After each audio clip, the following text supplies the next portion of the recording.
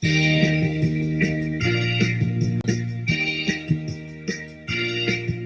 い、ババンババンバンバンビバビバビバババンババンバンバンバンバンババンバンバンビバビバビバババンババンバンはい、だな。はい、藤子さんでございますよ。本日もお付き合いよろしくお願いいたします。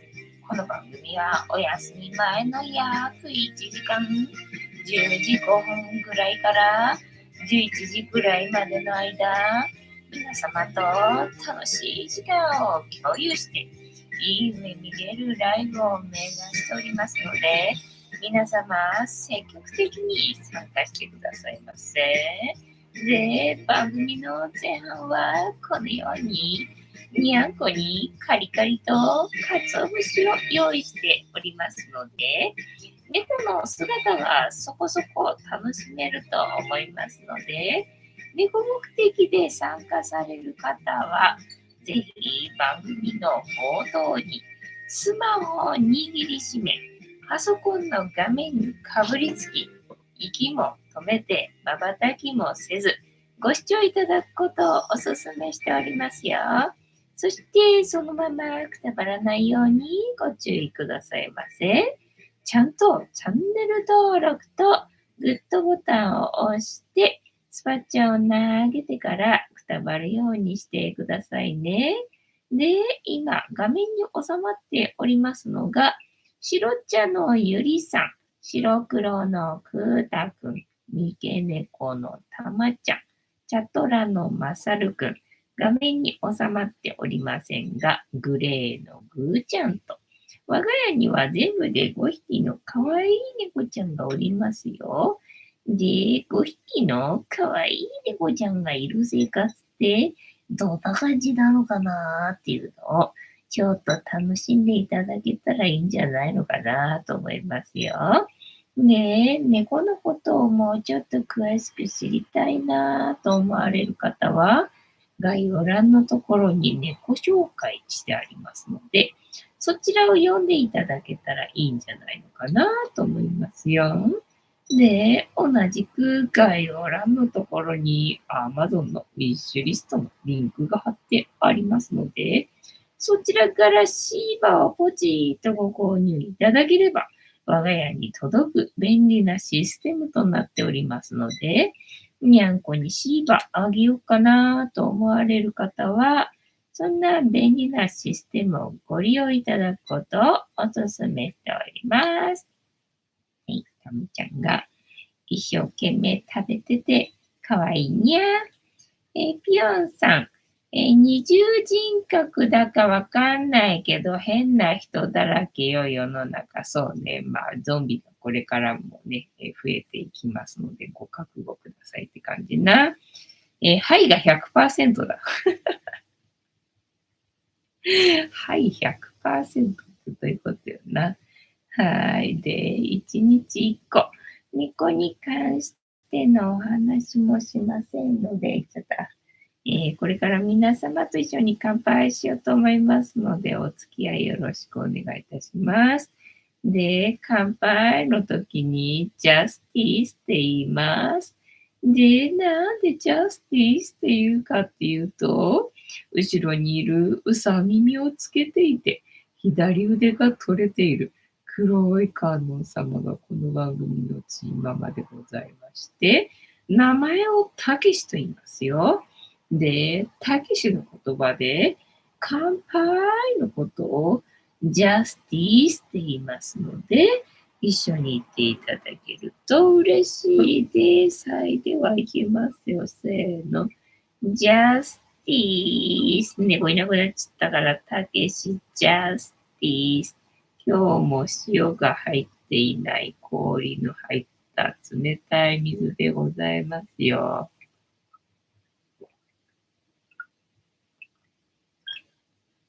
はあ、もう塩外食してきたってな。塩は、まあいいかなと思って。塩を入れずにな、してみました。水を入れてみました。ね、ちゃんとちゃんと煮干しだけは残すんだな。あとは綺麗にね、食べて、で、ちゃんとな、黒豆茶を飲んで、偉いな、にゃんこは。かわいい。かわいいな。ぴょんさん、ジャスティス。乾杯。今、君は人生の大きな沖縄。てんたまさん、今夜もジャスティス。藤子さん、皆様、こんばんは。ボスは本日もお付き合いよろしくお願いいたします。眠くてね。眠くてねっていう感じね。昨日も確かなんか眠気と戦ってなんとかライブ始めた気がするけど、今日も眠くてなっていうね、感じで。で、今日はな、結局天気予報、まあ当たりっていうのかな。まあもっと土砂降りになるかと思ったけど、まあそうではなかったけど、まあでもしっかり雨の一日だったな、今日はな。でね、気温が涼しそうな感じだったからさ、昨日ライブ終わってからエアコン止めて過ごしてみたけども、まあ夜は別にいいんだけど、結局朝な、あっちいよな。やっぱあっちいんだなと思ってさ、まあ外はそうでもないのかもしれないんだけどさ、家の中がね、なんか蒸し暑いっていうの、夏はこれだからなと思って、結局気温が少し低かろうがなんだろうがさ、なんかあっちいよな。読んだっけ、天玉さん忘れちゃった。今夜もジャスティス。藤子さん、皆様、こんばんは。ボスは本日もお付き合いよろしくお願いいたします。ピョンさん、世間は3連休前で浮かれてません。あ、そうなんだ。3連休か。そっか。そっか。3連休前だったんだね、今日ね。ピョンさん、私は浮かれてます。あ、いいじゃないか。よかったな。ね、そうで、今日は雨だったんだよね。と思ってさ。んでね、今日は天丼を食べに行ったんだよね。天丼を食べに行ったんだけど、まあ雨だからさ、めんどくせえなと思って、でね、ほら、最近っていうか、大概私が行くのは日本橋界隈が多かったりとかするんで、そうするとさ、駅直結だったりとかするんで、なんかあんまり歩くことなかったんだけど、今日行ったところはさ、どこだと思ったらさ、東洋町か、遠いな。そうかと思って。で、しかも駅からすぐとかじゃなくてさ、駅からなんか10分ぐらい歩くみたいだったんだよね。で、と思って。で、まあ、駅からというか、私はバスで向かうことにしたんで、バス停だったらなんかもうちょっとさ、そんなに歩くんだったら、近場にね、バス停ないかなと思ったけど、まあ、土地勘ないんでわかんないんでね、もうしょうがないからさ、バス停でね、その駅前、で降りて、まあ歩いてさ、なんかバス停あったかなって思いながら歩いてたんだけどさ、目の前だったよね、結局ね、最終的に見たらさ、なんだと思って、ホテルの目の前にさ、バス停あってさ、もうね、雨に濡れずに来れたじゃんと思ってさ、そういう情報ないからさ、なんで書いといてくんないのかなと思って。バス停で、なんとかバス停からすぐとかさ、書いといてくれればさ、バスあるんだなって調べることできるけどさ、ねえ、東洋町の駅からなんか徒歩何分だったっけな、なんか9分だか7分だか忘れたけどって書かれててさ、だから7分って書かれてたのかな。で、結局東洋町からね、ナビをさ、起動したらさ、9分とかなっててさ、遠いな、これ濡れんな、みたいな感じだったね。で、まあね、えっちらおっちら行ってさ、で、結局なんでバス停目の前にあったじゃんかってね、最終的には分かったけれども、まあもう終わったから終わりと思って帰ってきたけどな、みたいなね、感じでした。えーってんたまさん、3連休くらい、どこかに行きたいものですね。あ、そっか、人混み好きな人だもんな、てんたまさんな。そっか、人混み好きな人はそういう連休に合わせてどっか行きたいもんなんだね。いいてんたまさん、天丼、そう、エビが2つ乗ってた。エビ2つ乗ってたよね。ぴょんさん、てんたまさん、一人、港のホテルに、宿泊などおすすめです。ああ、そうだね。ぼーっとするのに良さそうだね。てんたまさん、ぴょんさん、港近くのホテルに泊まって海鮮食べたいですね。いいね。いいね。至福の時だね。そりゃね。4歳、人混み嫌いです。だから私は人混み嫌いな人なんでね、休日は絶対に出かけないけど。絶対出かけませんけど。ね。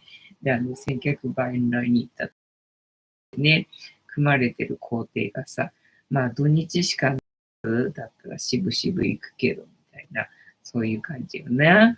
で、行ったらやっぱり人混みでさ、どうにもならんみたいな。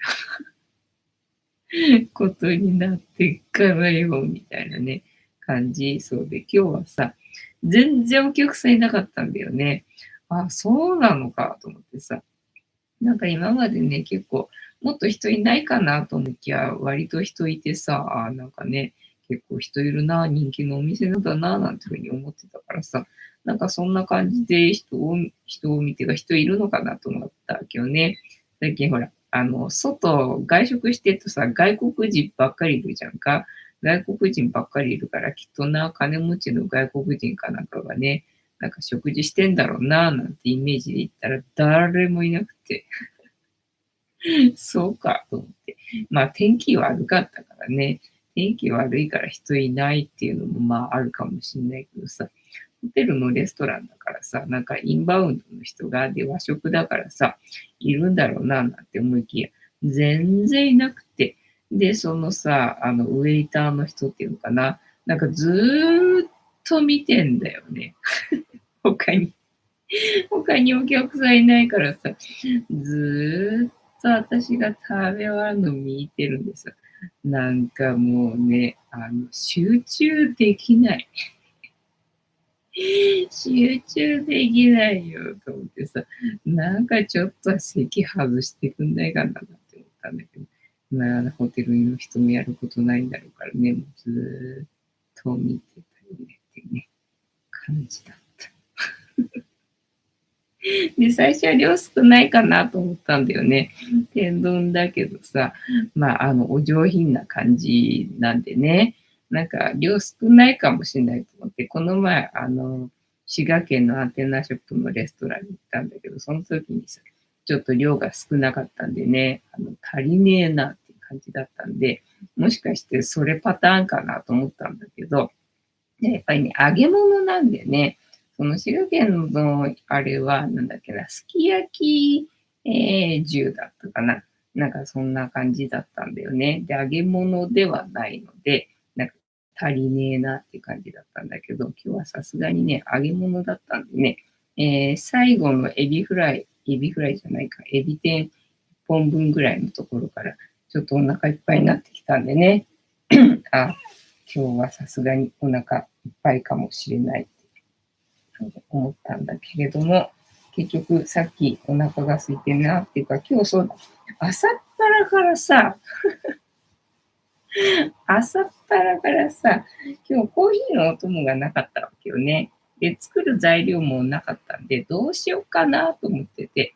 で、あ、そうだ、長崎行った時にね、かんころ餅買ったから、かんころ餅開けて、なんかあれ焼いて食べなきゃいけないみたいだったんだけど、焼いて食べるかなんていうふうに思ったんだけど、なんかかんころ餅の気分じゃないな、今日はなんだろうなと思って、なんかうどん食べたい。なんかコーヒーっていうより、なんかうどん食べたいぞなんて思って、で、備蓄してある乾麺のうどんがあるんでさ、で、まあ、それ賞味期限切れてるし、と思って、それ開けちゃおうかなと思ったんだよね。開けちゃおうかなと思ったんだけどさ、よし、茹でっぞと思ってさ、開けちゃおうかななんて思ったんだけど、うちに備蓄してあっためんつゆな、それと一緒に食べられるようにと思って、めんつゆ買ってあったんだよね。それも開封しちゃおうと思ってさ、見たらね、そのめんつゆがなんと、あずき島産のめんつゆだったわけよ。あれと思って。そんなの私買ってたんだと思ってさ、ねえ、で、あずき島でさ、その調味料をさ、買おうかと思った時にはさ、なんか添加物たっぷりだったから、こりゃいいわと思ってさ、棚に外お返しみたいな感じで結局ね、調味料は買ってこなかったんだけどさ、うちにあってさ、持ってたじゃんみたいな感じね。でね、添加物全然何も入ってなくて、すげえな。あるんじゃん。作ろうと思えば作れるんじゃんと思ってさ、だったらそういうのをね、置いといてくれればいいのにさ、なんでよと思ったんだけど、ジェットスターだったからね、重さ制限があったから、良かったのかもしれないけどね。良かったのかもしれないけどさ、なんだよ、やろうと思えばできるんじゃんと思ってね、ちゃんと添加物入ってないね、まともなめんつゆがうちにありまして、でしかもあずき島さんだったんでさ、これはあれだ、あずき島のそうめん食べるしかないと思って。せっかくだしな。せっかくあるんだからさ、これはあずき島そうめんでこのめんつゆ食べるしかないと思ってな。で、賞味期限切れの、なんだっけ、わさび、ね、練りわさびも開封してないから大丈夫と思ってね、備蓄用に置いてあったやつ、それも開封して。な。で、今日朝っぱらからさ、あずき島そうめんを食べ、で、一人前がね、どんくらいかわかんなかったんだけど、茹で方を見たら、なんか三人前の茹で方みたいなの書かれてて、なんかね、6束を、沸騰した鍋に入れとかって書かれてたんだよね。で、ってことは一人前2束なのかと思ってさ、普通に何も考えずに2束掴んでさ、沸騰したお湯にさ、2束入れて茹でてな。で、2分したら、水でね、冷やして完成ですって感じだったんで、そうか、話やと思ってさ、2分で完成か、話やと思ってな。で、ね、茹でて、水で洗って、で、器に入れてな。で、めんつゆをさ、水で溶いて、で、つけながら食べるのはめんどくさいから、かけちゃえと思ってかけたんだよね。ね、そしたらね、結構しっかりした量、朝っぱらから、あれとか思ってね、普通にしっかり朝食だね、これ、みたいなね、そうめんを今日は朝っぱらから茹でてな、ついにあずき島の、冷麦じゃなくてそうめんを食べたけど、なんか、お腹いっぱいなったなって思って、じゃあコーヒー飲むかと思って。そっから結局コーヒーを飲むことにしてな。で、コーヒーの音もないから、だからといってかんころ餅の気分ではまだないんで、甘栗開けてな。朝から今日は甘栗食べてな。だから朝からさ、そんな今日はしっかり食べてからの天丼。天丼食べて。で、さっきやっぱお腹空いたなと思ってどうしようかなと思って、小豆煮たんで、小豆島じゃなくて、豆の小豆な、小豆煮て、でね、塩味で食べた。美味しかった。で、めんつゆ開けちゃったからと思って、そうだ、このね、煮た豆、めんつゆ味にして食べてみようかなと思って食べてみたら、なんかね、めんつゆが勝っちゃってね、普通に大豆をさ、醤油味で煮たみたいな、なんかそんなものになっちゃったんで、これじゃあ小豆の味が全くね、活かせなくて、これはダメだと思ってね、めんつゆはちょっと今度やめとこうみたいなね、感じ。はい。人混み嫌いです。てんたまさん。それは集中できない。そうなんだよ。そうなんだよ。ちょっとどっか行ってくんないかなって思ったんだけど、ずーっといたね。ぴょんさん。大分自動車走って、別府付近に差し掛かると、温泉の硫黄の匂いします。あ、ね、温泉で温泉の硫黄の匂いって分かってればいいけどさ、今さ、異臭騒ぎがさ、あちらこちらであるじゃんか。私、この前、どこだっけ、南大さん、筑波山か。筑波山行った時にさ、そのね、徒歩で15分ぐらい歩かなきゃいけないところってさ、途中でさ、なんか温泉の匂いがしたんだよね。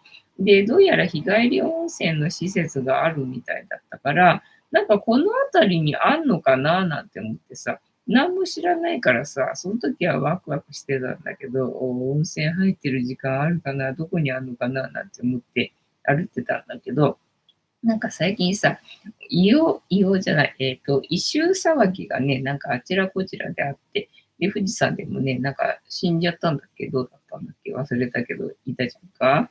ね、だからなんかちょっとね、匂い系がね、温泉だったらいいんだけど、違うかもしれないからね、それをさ、なんか吸っちゃうとやばそうだな、なんて思ってたんだよね、今日ね。てんたまさん、あずきしまさんですと、そうなのよ。あ、そんなのあったと思ってさ。で、それ確かね、まあ、ラディッシュ坊やだかオイシックスで買ったと思うから、まあ、多分ラディッシュ坊やじゃないかなと思うんだけど、と思ってさ。でね、またラディッシュ坊やで買っとかなきゃ、もう醤油の備蓄がないんでさ、醤油買い足しとかなきゃな、なんてふうに思ってたから、ついでにめんつゆもね、あずきしまさんかと思ってさ、買おうかなと思ったらさ、なかったんだよね、同じものは。だから、あれと思って、これどこで買ったんだろうみたいな感じなんだよね。ペンタワさん、湯布院行きたいですね。ああ、いいよね。ペンタワさん、ついにそう、ついに、ついに手つけた。ピオさん、湯布院と別府は賑やかさが全然違って良いですよ。あ、そうなんだね。湯布院と別府どっちが賑やかなんだろうな。うーん湯布院の方のが賑やかなのかな。てんたまさん、一人前二束ですね。なんかそうみたいだね。なんか6束をなんて書かれたからね、三人前がね。てんたまさん、3束食べたら男性でもお腹いっぱい。確かに2束で、ああ、お腹いっぱいになったな。あれ、朝からなんか随分しっかり食べたなって言ったんだよね。じゃあ、つってな、またコーヒー飲み始めたところが、まあすごい。何なのかしらって感じなんで、朝のこの私の食欲な。もうにゃんこに分けてあげたい、この食欲な。ピョンさん、めんつゆのクオリティすごいぜ。そうそう。めんつゆのクオリティすごかったんだよね。もうなんだ、やる気出せばできんじゃんと思ってそう。でね、思い出したのがさ、なんか最近、ふなっしーが体調不良で、なんか活動休止してたらしいじゃんか。だから、またワクチンのあれかななんて思ったら、どうやらなんか食中毒で、なんかね、冷蔵庫に入ってためんつゆ、冷蔵庫で保管してためんつゆの中に、なんか、キノコみたいのがいっぱい生えてて、ね、なんか体調不良の原因が分かりましたっつって、肝みたいなさ、なんか投稿があったじゃんか。でね、キノコじゃなくてカビらしいんだよね。カビって何あんな状態になるのっていうのがさ、そのめんつゆの瓶の中にね、なんかでっかいそのキノコみたいなカビがね、生息してて、そりゃ、そりゃ具合悪くなるよねって感じだけどさ、いや、怖きも、みたいな感じだったんだけど、その、めんつゆにその、カビが生える現象は、なんか割とあるらしいんだよね。で、あ、そうなんだ、それ知らなかったと思って。いや、今までそれにね、その状況に遭遇したことがなかったことが、まあ、ラッキーだったと言ったらいいのかな、みたいな感じでね。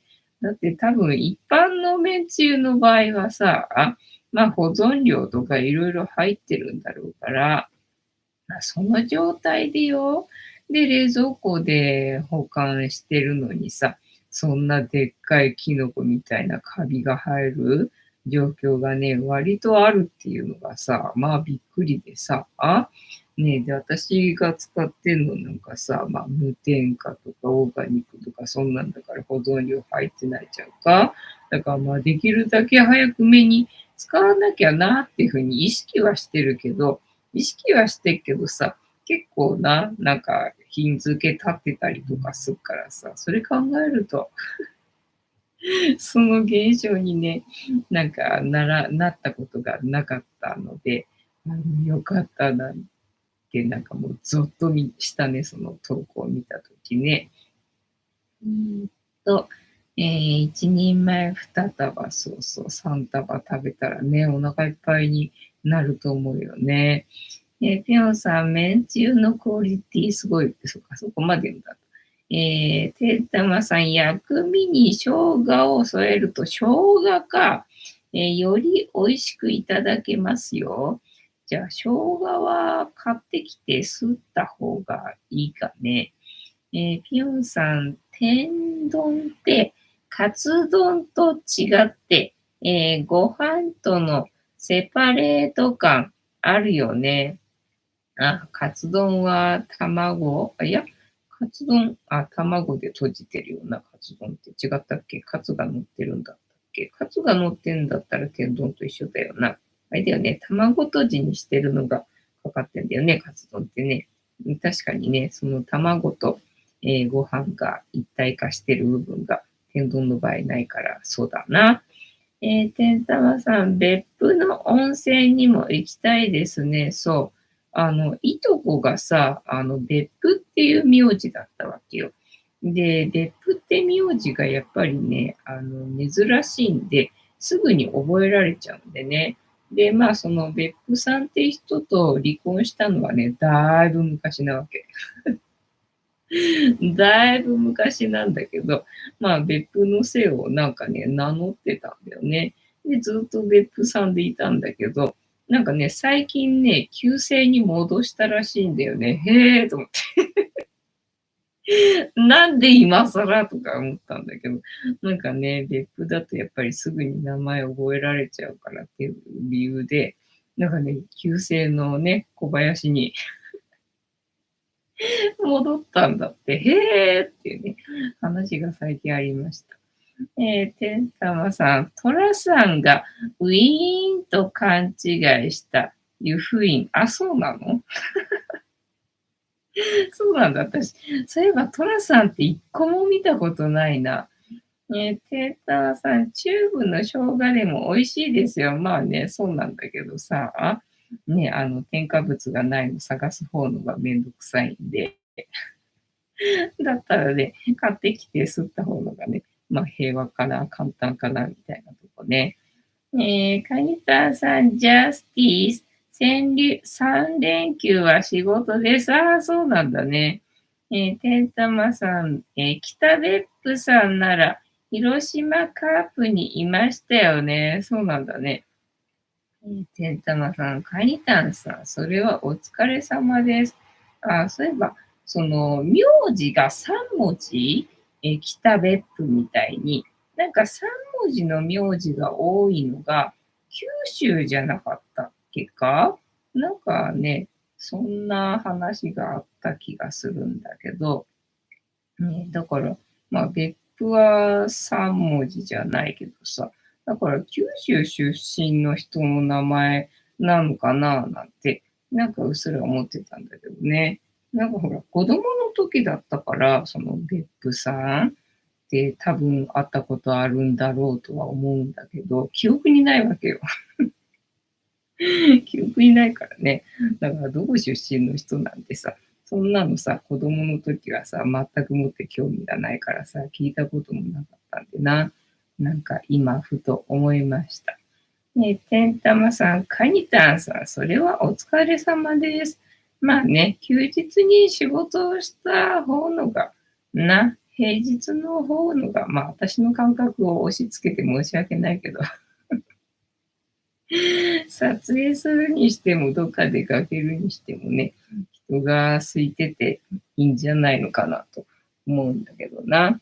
そうだから、ファミレスで働いてた時ね、まあもう亡くなっちゃった同僚、友人っていうのかな、なんだけどさ、がね、家族いるんだけどね、で、子供もその当時はまあまだそんなにね、大きくはないっていうのかな。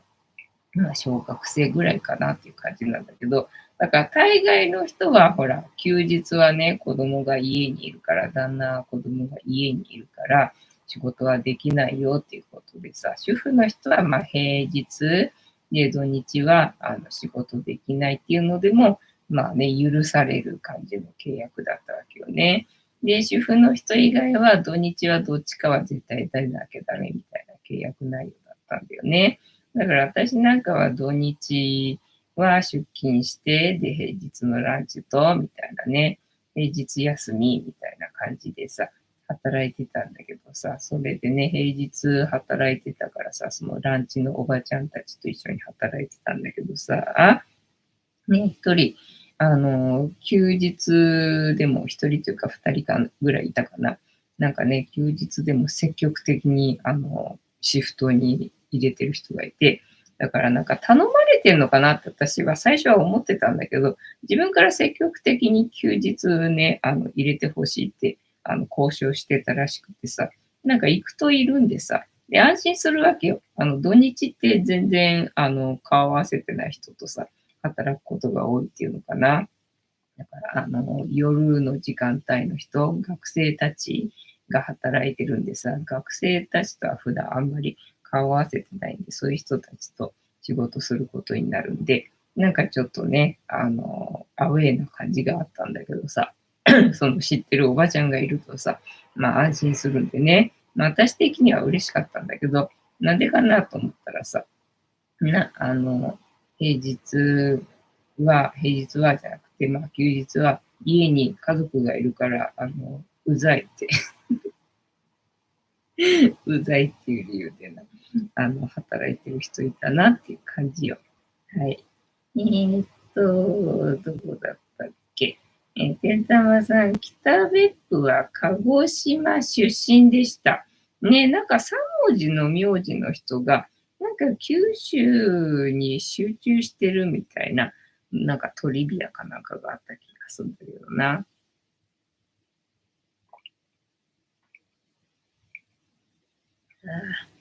暑いんだよな。で、明日は暑いのかなと思ってさっきシリに聞いたら、まあ今日と同じぐらいでしょうなんて言ってたけどさ、まあ今日と同じぐらいということはよ、明日も暑いってことじゃねえかみたいなね、感じなのかな。まあでも今日扇風機だけで過ごせたから、まあ扇風機でいけるかなって感じだけどな。本日もタロットカードタイムでございますので、78枚の中から1枚引きまして、今の私たちに必要なメッセージいただこうと思います。で、このシャッフルは皆様のストップの掛け声で止まりますので、ご協力よろしくお願いいたします。何があったっけ。そう、今日だからさ、雨降ってたからね。まあ、降ったり止んだりみたいな感じだったけど、まあね、降ってたんでさ、いや、今日は農協行かないと思って、朝は農協行かなかったんだよね。で、帰ってきた時は、雨が上がってたかな。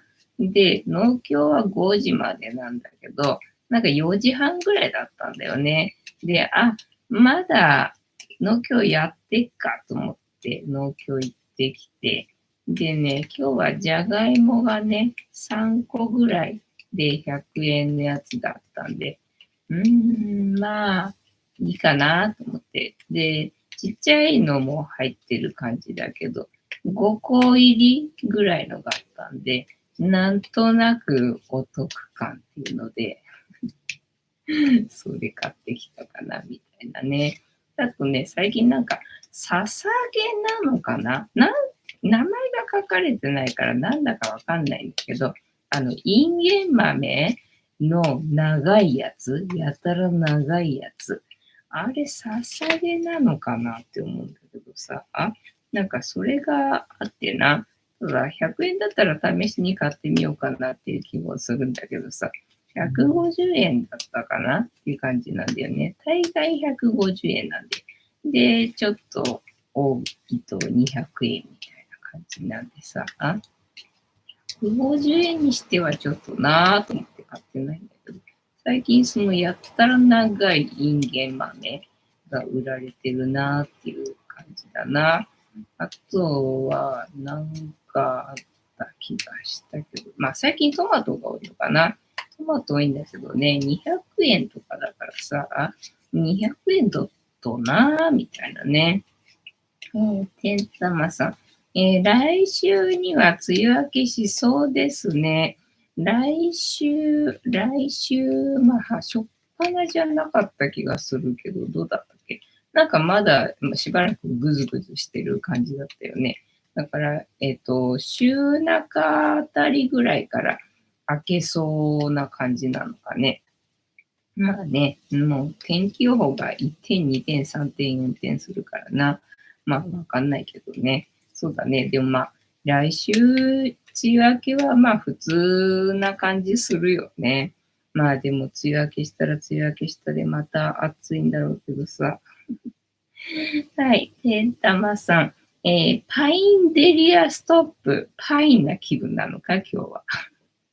そういえば昨日私さ、巨峰が食べたくなって、なんか巨峰が食べたくなってるよ。珍しいなと思って、巨峰は売ってなかった気がするけど、まあ、とりあえず行くかと思って、スーパーね、目の前の、スーパー行って。で、やっぱりね、もう巨峰どころかブドウが売ってなくて、まだ時期じゃないのかなみたいな感じでね、ブドウすらないと思って。で、前ね、冷凍のぶどう、巨峰ではない気がした。皮ごと食べれるやつだからさ。なんか、冷凍のぶどうがあったんだよね。で、それでいいかと思ったんだけど、でも今売ってるかなどうかなと思ってね、品揃えだいぶ変わっちゃってるからさ。で、冷凍の方見てみたけどさ、やっぱり全然なくて、なんかブルーベリーばっかりね、いろんな種類があって、ベリー系ばっかりがあって、ぶどう全然なくて、ぶどうないねと思って。で、ぶどうジュースでいいかと思って、だいぶ変わったけど、巨峰からだいぶ変わったけど、どうだ大丈夫かなんて思いながらね。ぶどうジュースでいいかと思ってね。昨日ぶどうジュース買ってきたよね。でね、一気に飲んで忘れてたよ、すっかり。そんな出来事あったのな。なんか一瞬の出来事だったな。はい。では、てんたまさんからパインデリアストップいただきましたので、ここから6枚置きまして、7枚目のカード、今の私たちに必要なメッセージいただこうと思います。では、いきますよ。せーの。1、2、3、4、5、6。で、7枚目のカード、本日はこちらでございます。せーの。じゃじゃん。また剣だよ。また剣で刺されそうな感じのカードでございますね。巨峰もそろそろ出回ってくる頃ですね。なんかね、ぶどう出回ってる時期だったっけと思ったら、まだ早かったみたいだね。まだ早かったみたいで。なんかぶどうはね、時期が長いらしいね。で、そっか、今桃が出てるんだっけ。桃って結構なんかね、短いっぽいんだよ。で、桃狩りかなんかのツアーにさ、昔な、申し込んでたんだけど、なんか桃はもしかしたら、ないかもしれないみたいな話だったんだよね。で、っていう感じだったんだけど、まあ結局ね、桃は今日ラストで、もうね、最後ですっていうので、なんとか桃狩りはできたんでよかったんだけど、なんかね、ぶどうは長いんだけど、桃は短くて、みたいなね、なんか説明で、あ、そうなんだ、なんて思ってね。だから桃はぼちぼちもしかしたら終わりかもよって感じなんだよね。ケンタマさん、ぶどう狩り行きたい。そうそう。だからさ、昨日そのぶどう、巨峰が食べたいよと思ってさ、で、巨峰手に入んなかったもんだから、なんだ、私はぶどう狩りに行きたいのかと思ってさ、なんかぶどう狩りのツアー探してみたりとか、なんかちょっとしたかな。でも結局ね、安くないんでさ、なんかお得感ないんだよね、もうとにかく今さ。なので、なんか、いいや、感じになって、閉じましたっていう状態だったかな、昨日な。これなんだ、剣の3番、いや、4本あるのかな。ソードの4。ソードの、これ4の逆位置だよな。逆ってことは、あれか、重力で刺されるのかな。重力で刺されるのかな。ちょっと、はい。どれにしようかな。これはどうだ。うーんと、ソード4の意味。ソード4は、戦士が戦いの合間の休息をするように横たわっています。じゃあ3連休のカードなのかな。その様子はとても静かで体をじっくりと休めているようです。お休みくださいっていうメッセージかな。ソードは知性や思考の象徴なので、肉体だけでなく思考や考えを休めていることを意味します。瞑想してくださいってことか。基本的なキーワード、休息、休止、休息、入院、援助、独断。まず最初にソード4の全体的な意味を詳しく解説していきます。はい、お願いします。逆位置な。逆位置。回復する時期が終わる。行動を起こすとき、十分な休息が取れている。あれ動き出すタイミングなんだと、ステップアップするタイミング、動き出す環境が整う。整うのか、そりゃいいな。迷いが消えて、決意が固まる。できなかったことを始める。はい。新しく始めるとき、はい。動き出したい気持ちになる。はい。ってことは、梅雨明けんだな。逆位置になると反対の意味になります。心身ともに回復し、行動し始める。次のアクションのための計画をするなど、止まっていたものが動き始めるカードです。あれまた。体を休めていた間に周りの環境も整うので、動き出すのにちょうど良いタイミングになるでしょう。はい。と、恋愛、逆位置、恋愛、逆位置、恋愛ばっかだな。逆位置、まとめ、休むという行為は後退していると感じる方もいるかもしれませんが、そんなことはありません。はい、ありません。植物は種を植えて芽が出るまでの間、何も動きがないように見えますが、水面下では着実に成長しています。対人関係もそれと同じです。相手との関係をより良くするために立ち止まる必要があることをカードは教えてくれてます。動けない状態が続くときは忍耐を学ぶときだったり、見る目を養うなど、充電期間や成長の時期と捉えることができます。ソード4のカードを参考にして好きな人と恋愛成就してください。はい、かしこまりました。というわけで、本日のタロットカードの意味調べるの会は、はい、十分な休息取れましたので、はい、出勤してください。3連休は休日出勤してくださいっていうカードでございました。参考にしていただけてたら幸いでございます。はい。どうしようか。あと何の話しようかね。7分。7分ある。国田さん、マジか。ね、今回の休日は出勤した方がどうやらいいことがあるようなカードが出ましたのでね、おめでとうございます。おめでとうございます。ね、私も動画の編集が溜まっているので、もう編集に明け暮れるしかないって感じな。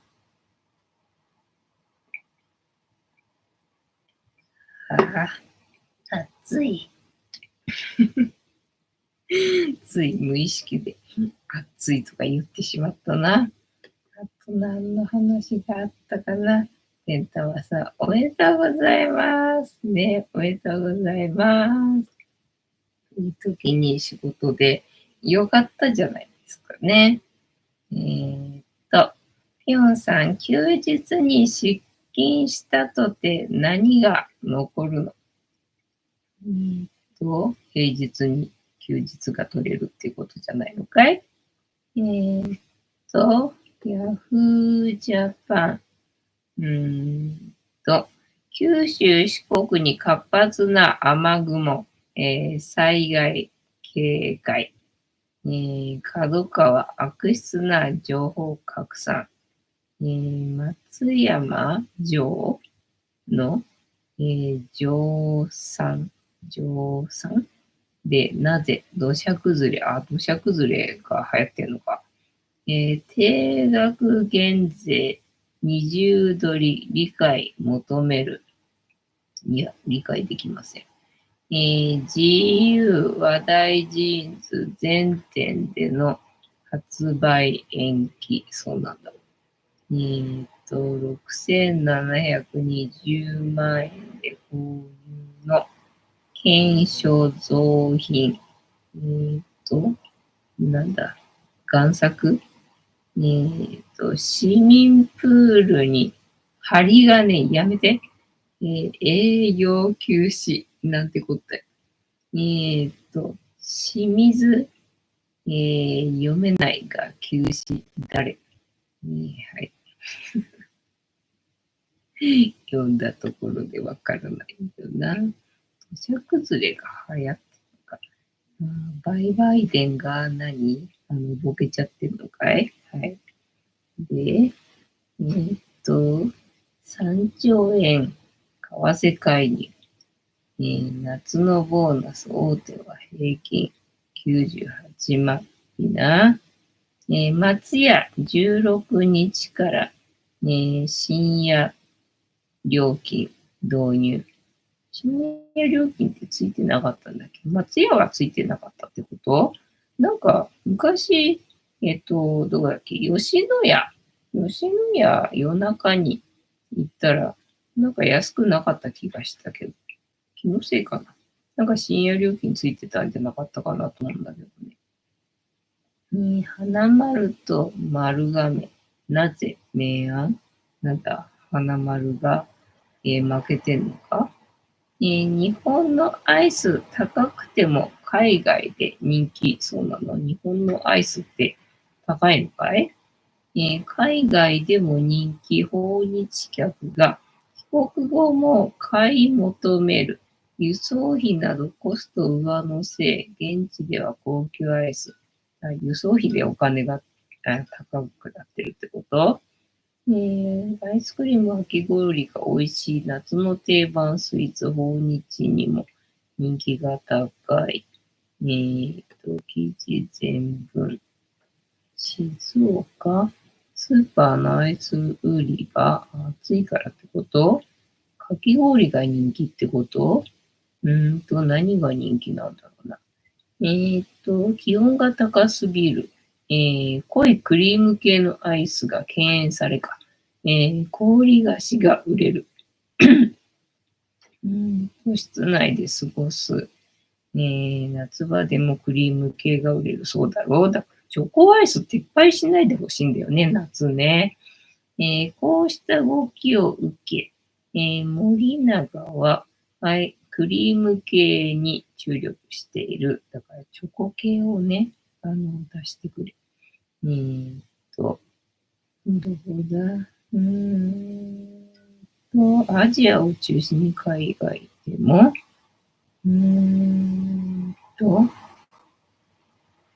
小豆や抹茶といった和風の商品は根強い人気。じゃあ、あれだよ。小豆バーな。小豆バーがやっぱり最強だよな。旅行者が帰国後も日本の味を求めることから、現地の小売業者が輸入を増やしている。よかったじゃないか。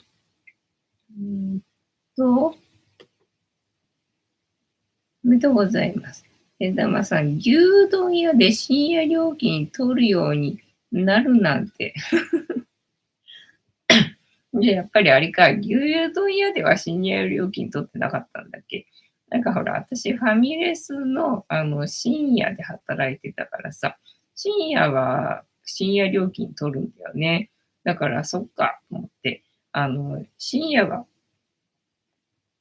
料金って取られるもんなんだなっていうふうに思ってたから、だからあれかもしんない。その吉牛で夜中に食べた時になんか安くない気がするっていうふうに思ったのは、勝手に深夜料金取られてるからだろうななんて思ったんだけど、多分違うんだろうな。なんか違うの頼んだんだろうな、きっとな。寝ぼけてたんだろうな、きっとな。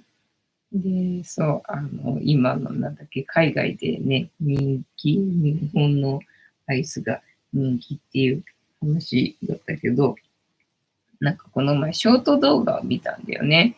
ショート動画見て、帰国子女の人なんだけどね、えっと、やっぱり日本人だなって思うっていうか、日本の食べ物、恋しいって思ったことあるかみたいな、なんかそんなような感じの質問だったかな。で、いつもね、あるっていうところがさ、好きなんだけど、あるっていうところが好きなんだけどさ、その、あの、日本に一時帰国した時に、日本の食べ物をスーツケースいっぱいにして、で、その外国、どこなんだろうな、アメリカなのかなに、帰って、でね、アメリカでもうね、最後の一個になるともう泣きながら食べてたっていうので、なんかね、日本の食べ物が恋しいっていう話をしてたんだよね。いや、そうなんだ。そうなんだなと思ってな。やっぱり日本の食べ物っていうのは美味しいんだね、なんてね、それを聞きながら思ったんだよね。えーっと、ピヨンさん、深夜のファミレス、危険な目に遭わなかった？いや、遭いました。いろいろありました。もうほんとね、深夜では働きたくないなっていう感じね。てんたまさん、ファミレスの深夜ってしんどかったですか？もうね、そういう精神的な意味の方のがしんどかった。精神的な意味の方のがしんどかったよ。てんたまさん、日本の食べ物は世界一でしょうね。そういう話聞くと、そうなんだねっていう感じするよね。そう精神的なね、従業員同士はさ、割と不真面目な人たちだったんで、気楽にできるんでね、それは良かったんで。だからまあね、それはいいね。お客さんとね、あとはやっぱり従業員もさ、変な人深夜の従業員は変な人だからっていうふうに言ってたんだよね、昼間のさ、おばちゃんがさ。